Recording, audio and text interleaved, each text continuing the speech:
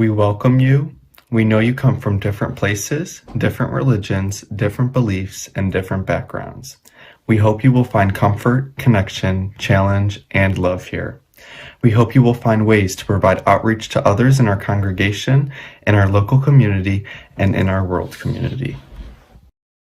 Hi, my name is Irina Wade. I use she, her pronouns, and I will be doing the child's lightning words today.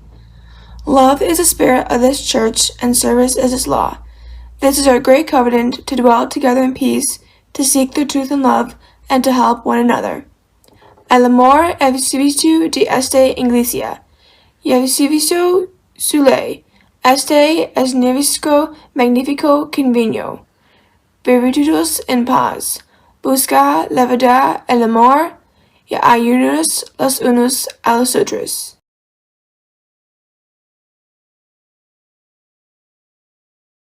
Good morning. I have just two announcements for you today. The first is that this coming Saturday, April 24th, from 1 to 3 p.m., we will have a special animal blessing here at West Shore. Here's how it works. Just come to West Shore with your pet. Pet should be leashed or in a carrier, and come to the front of the building. We will have several stations for you to walk through with your pet, including a treat station, one where you can make a donation to a local animal charity, a spot to get your picture taken with your pet, another station where we can remember pets that we have loved and lost, and finally a space for you to have Reverend Anthony give your pet a special blessing. I hope to see you there. The second announcement is that I would like to remind everyone that the Traveling Chalice is available to come and visit your home. All you have to do is click the link that will be in the chat and sign up for whatever week you like. We have lots of openings coming up over the next few months. People who have brought the Traveling Chalice into their home have found it to be a meaningful experience and a great way to stay connected to West Shore and to their UU faith. If you have any questions, please feel free to reach out to me. Thank you. Good morning, I am Cameron DeWitt, and I'm a freshman. This morning's reading is called Credo by Robert Fulghum. Each spring, for many years, I have set myself the task of writing a personal statement of belief, a credo. When I was younger, the statement ran for many pages, trying to cover every base with no loose ends. It sounded like a Supreme Court brief, as if words can resolve all conflicts about the meaning of existence. The credo has grown shorter in recent years, sometimes cynical, sometimes comical, and sometimes bland. But I keep working at it. Recently, I have set out to get the statement of personal belief down to one page in simple terms, fully understanding the naive idealism that implied. Here's my credo. All I really need to know about how to live and what to do and how to be, I learned in kindergarten. Wisdom was not at the top of the graduate school mountain, but there in the sandpile at Sunday school. These are the things I learned. Share everything. Play fair. Don't hit people. Put things back where you found them. Clean up your own mess. Don't take things that aren't yours. Say you're sorry when you hurt somebody. Wash your hands before you eat. Flush. Warm cookies and cold milk are good for you. Live a balanced life. Learn some and think some and draw and paint and sing and dance and play and work every day some. Take a nap every afternoon. When you go out into the world, watch out for traffic, hold hands, and stick together. Wonder. Remember that little seed in the styrofoam cup. The roots go down and the plant goes up, and nobody really knows how or why, but we are all like that. Goldfish and hamsters and white mice, and even the little seed in the styrofoam cup, they all die. So do we. And then remember the Dick and Jane books and the first word you learned. The biggest word of all. Look. Everything you need to know is in there somewhere. The golden rule, and love and basic sanitation, ecology and politics, and equality and sane living. Take any one of those items out and extrapolate it into sophisticated adult terms and apply it to your family life, or your work, or your government, or your world, and it holds true and clear and firm. Think what a better world it would be if we all, the whole world, had cookies and milk about 3 o'clock every afternoon, and then lay down with our blankies for a nap, or if all governments had a basic policy to always put things back where they found them and to clean up their own mess. And it is still true, no matter how old you are, when you go out into the world, it is best to hold hands and stick together. Hi, Jeff Martin here. My task is to speak briefly about growth and maturity. As you may know, I'm a lifelong educator. I'm fascinated by human growth and development. Growth and maturity have a lot of different aspects to them. There's physical growth, there's cognitive growth, intellectual, emotional, psychological. All of these areas can have growth.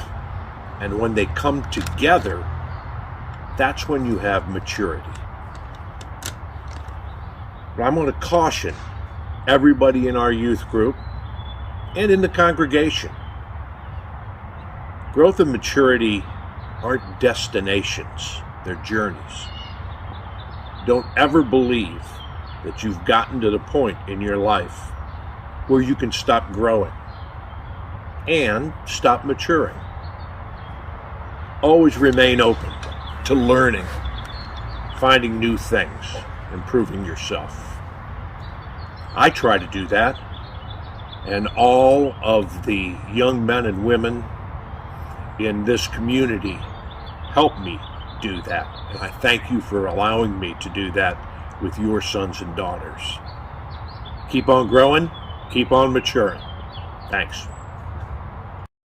Hello and welcome. My name is Cole Alicio, and I have been actively involved in West Shore since I was in grade school.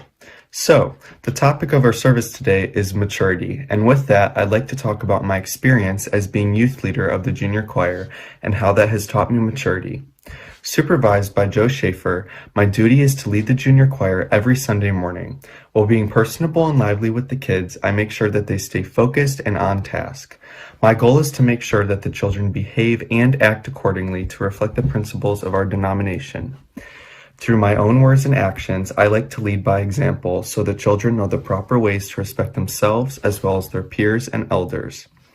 Knowing that I am a role model for the kids in choir, I try to hold myself to a higher standard so that they have a good person to look up to.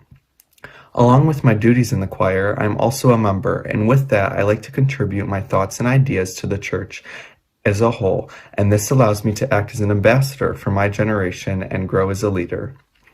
Addressing the entire congregation at service allows me to expand my public speaking and articulation and allows me to prepare for any other leadership and service opportunities in the future.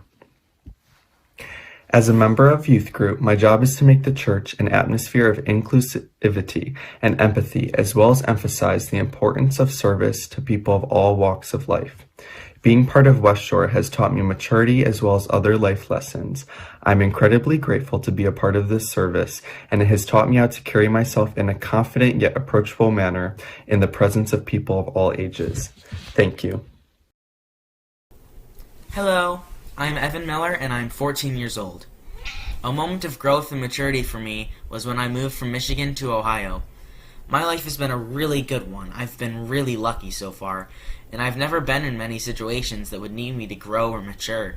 So when I had to leave my friends, family, and home behind in 3rd grade, it was really a shock to my system. I had lived there my whole life and assumed that that streak would continue until I moved out. The idea that I would be raised in a different household was completely alien to me, and a household out of the state was completely out of the question. Still, it's what happened.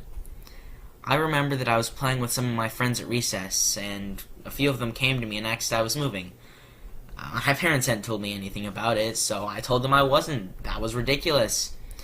As it turned out, though, my parents had been discussing the situation with one of their friends, who in turn told their kids, who in turn told the rest of the school. Not the most fun way to find out something like that, but what you gonna do?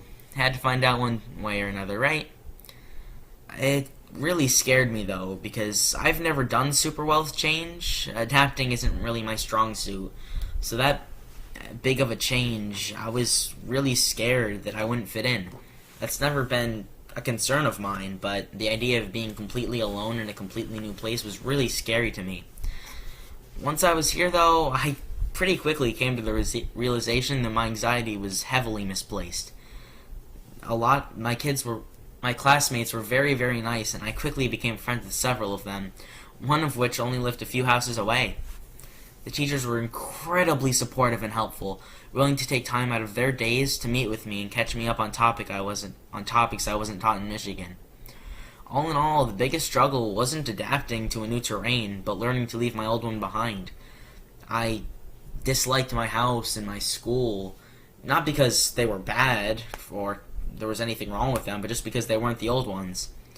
I got over it eventually as I grew to accept that this was life, and it was a really good one.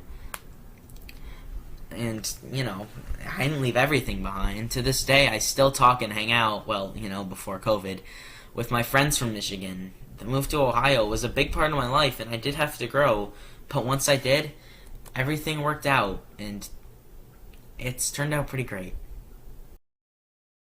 A mind once expanded never regains its original dimensions. It's one of my favorite quotes about change and the power of thought and the power of verbal exchanges with each other so that we can think about things a little differently. This youth group has changed a lot in the years that I've known them. When they started out, some of them as sixth graders, and then I followed them to seventh and eighth grade, and we challenged what it meant to be a UU and what our principles mean to us. And now as a youth group, and watching them look and be motivators of change in our society and not just in themselves. And I'm really proud of them. And we do know that change is something that will always be consistent in our lives, right? Stagnation isn't an option. So to you, youth group, thank you for allowing me to be part of your growth.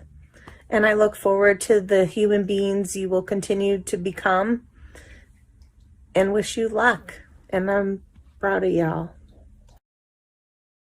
Hi, my name is Arena Wade. I, she, her pronouns, and today I'll be sharing with you guys my personal testimony of what our theme maturity means in my beliefs.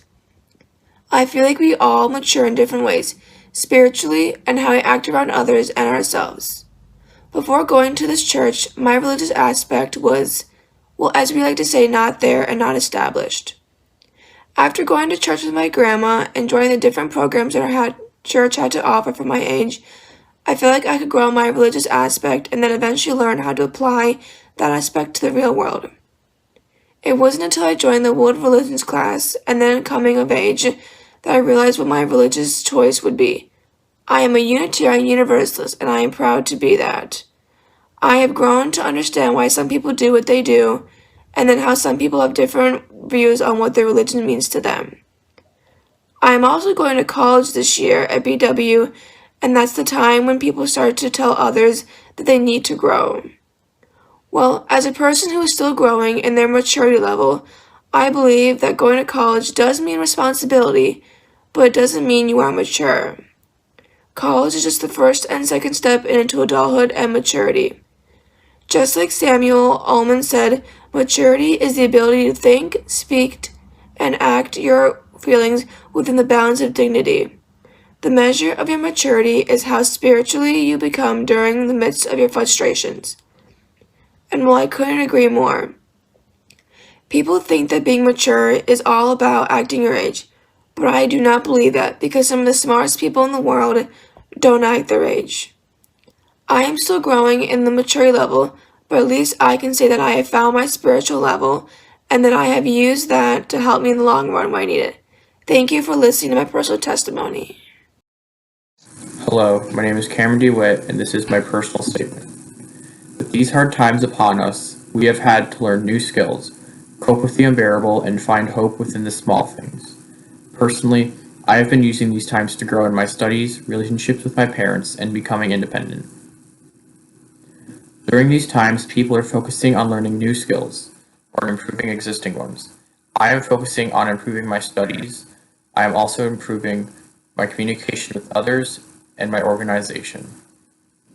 Since people have new amounts of time on their hands, we should be able to improve on the bigger things in society. Education is one of those.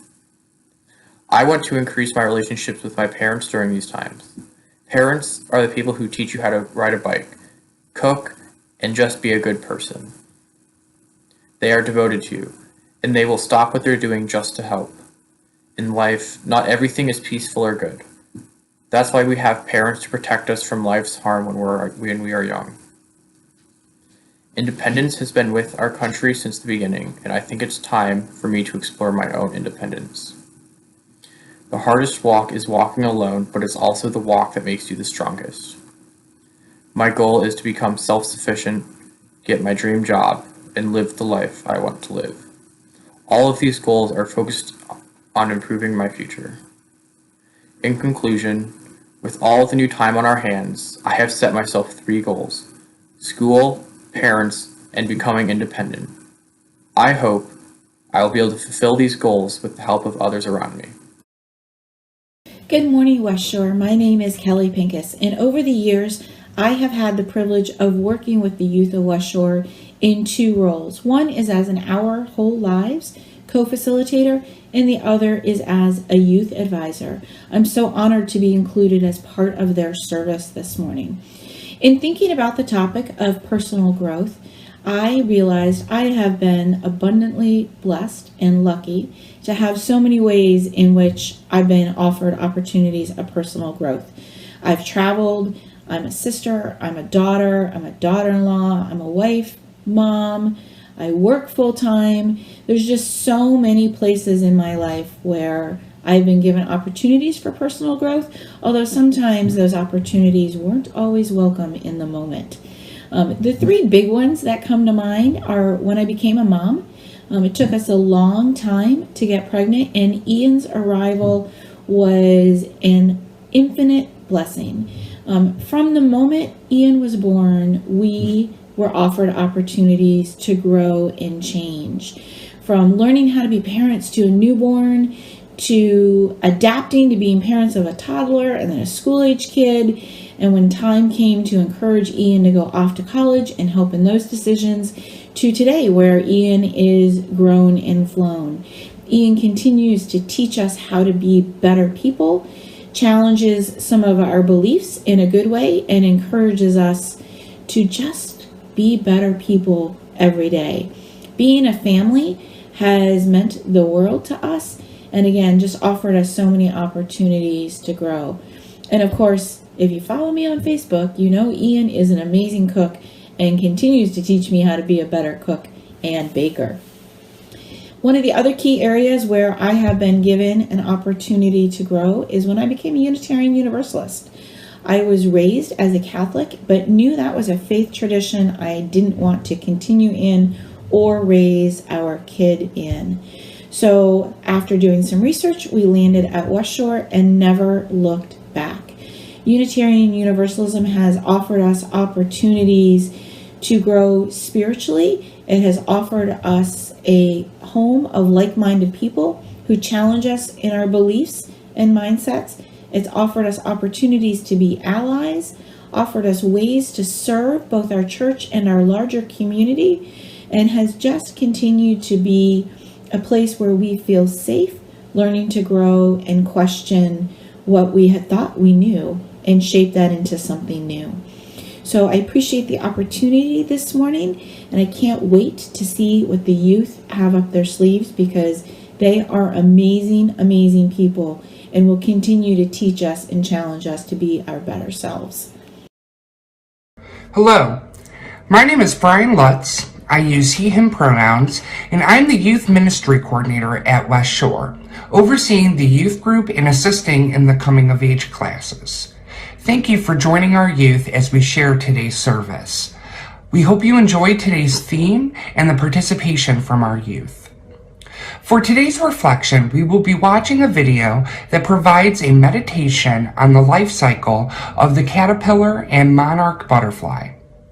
As you watch this video, we invite you to reflect on today's theme of growth and maturation. Consider times of growth and maturation within yourself and throughout your life. Consider the moment you are in, where you have been, and where you are going. Consider the growth you see in those around you, where they have been, and where they are going. Reflect on your spiritual growth, where it has been and where it is going. And lastly, think about your community, both at West Shore and our global community, where it has been and where it is going. Just as the caterpillar transforms into the butterfly, we too bust through our cocoons and enter new stages in our stories.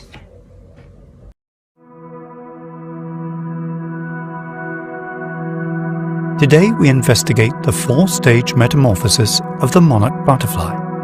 These fascinating insects dramatically change their physical form throughout their lives. A reminder of an idea so important to mindfulness: impermanence. That is, that everything is changing in our minds, our bodies, and the world around us.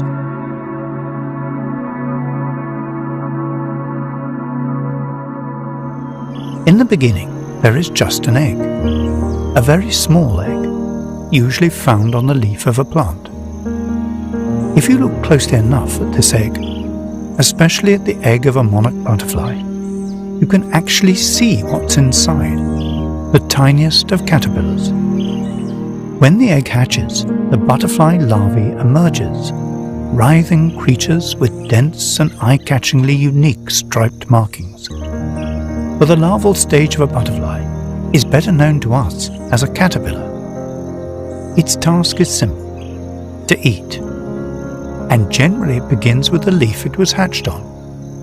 In fact, this is by design, for the mother butterfly has planned ahead and laid her egg purposefully on the leaf she knows her offspring will most want to consume, that of the milkweed. Monarchs are in fact also known as the milkweed butterfly, because the milkweed happens to have all the vitamins it will need to transform. In about 2 weeks' time, when the caterpillar has reached its full length and weight, it builds itself into a pupa, or chrysalis, or what's more commonly known as a cocoon. Inside this cocoon, a rapid transformation takes place. All of the caterpillar's organs and tissue replaced by those of a new being entirely, the butterfly. Emerging from the chrysalis, its wings are soft, folded down, for of course they've been in some very close confinement. It takes a few minutes to circulate enough blood into these wings for them to expand, so the butterfly can take its first fluttering foray into the air. Once airborne, it can begin its search for a mate, to lay another egg on another perfect leaf. As your day moves from one moment to the next, remember the monarch's metamorphosis and how we're all experiencing life's changes all the time.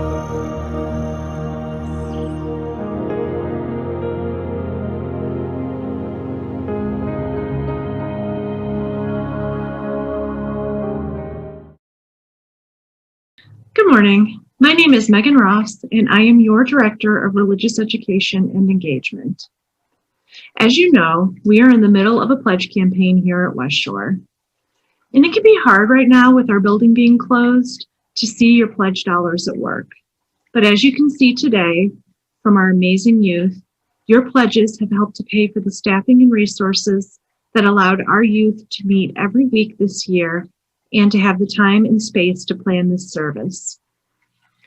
Sometimes it can be hard to figure out how much to pledge. Since this is a personal decision, I can't tell you how much to give, but what I can tell you is that every pledge we receive is gratefully received. Did you know that some of our children and youth actually pledge to West Shore? They recognize the benefits they receive from this amazing community and thoughtfully pledge their money to the church. So whether you are a 6-year-old who has carefully considered their allowance and has chosen to share 50 cents every month with West Shore, or a youth who pledges $5 of their babysitting money each month to West Shore, or a grown-up who pledges $500 a month to West Shore, or anywhere in between, please know that your gift is valued and put to good use. Please complete your annual pledge form by April 30th, and if you have any questions at all, contact Suhanna Curis. Your generosity is greatly appreciated, and now let the offering be gratefully received.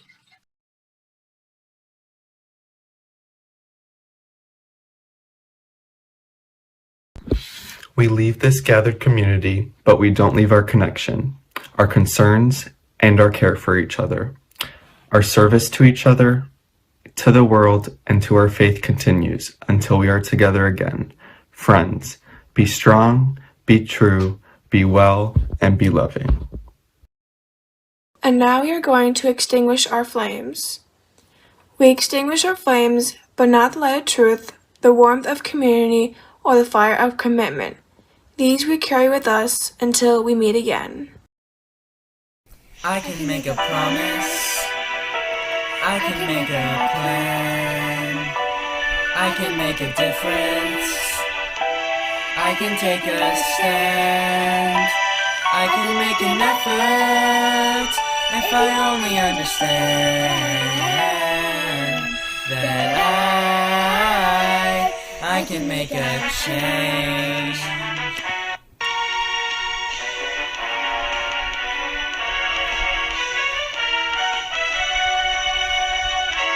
You can make a difference. You can make it right. You can make it better. We don't have to fight. You can make an effort, starting with tonight. 'Cause you can make a change.